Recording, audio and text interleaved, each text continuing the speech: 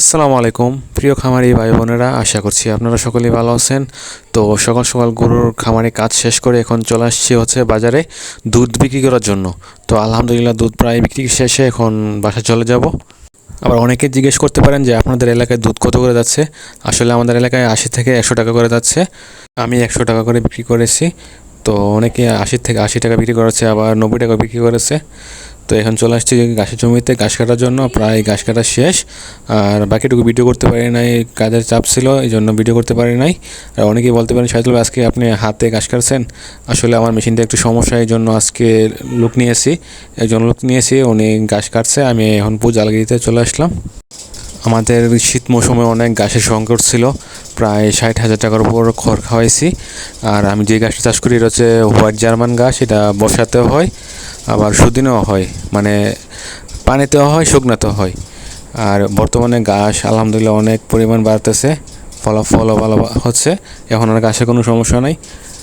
কথা বলতে বলতে ঘাস প্রায় আনা শেষ, এটা লাশ আটি নিয়ে যাচ্ছে। আজকে আঙ্কেলে প্রায় 15 আটির মতো ঘাস কাটছে। আর আমি মেশিন দিয়ে যেই 10-15 মিনিটে যে ঘাসটা কাটি, আর উনি সকাল 8টা থেকে 1টা পর্যন্ত ঠিক সেম গাছটাই কাটছে। কারণ হাত দিয়ে কাটতে অনেক সময় লাগে, আর মেশিনে কাটতে বেশি একটা সময় লাগে না। তাই এই জন্য আমি মেশিন কিনেছিলাম আর কি। এখন মেশিনটা একটু সমস্যা, এই জন্য আজকে মেশিন দিয়ে কাটি নাই। আঙ্কেলটা রয়েছে, আঙ্কেল আজকে গাছগুলো কাটছে। আর এখন গাছগুলো পড়লে তারপরে সবগুলো গরুরে দিয়ে দেবো সকালের খাবার, তারপরে আবার দেবো বিকালে, 2 বেলা খাবার দিই আর কি। আবার অনেকেই বলতে পারেন যে শাহিদুল ভাই আপনি প্রত্যেকটা গরুরে কত কেজি ঘাস দেন।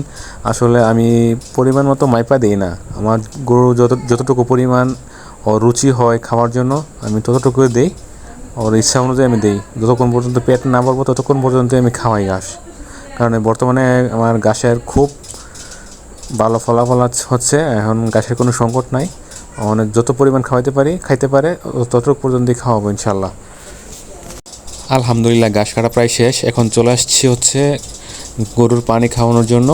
তো পানির চারিটা বোরাই নিচ্ছি আগে, তারপরে খৈর বসি সব কিছু মিক্স করে তারপরে পানি খাওয়াই দেবো ইনশাল্লাহ।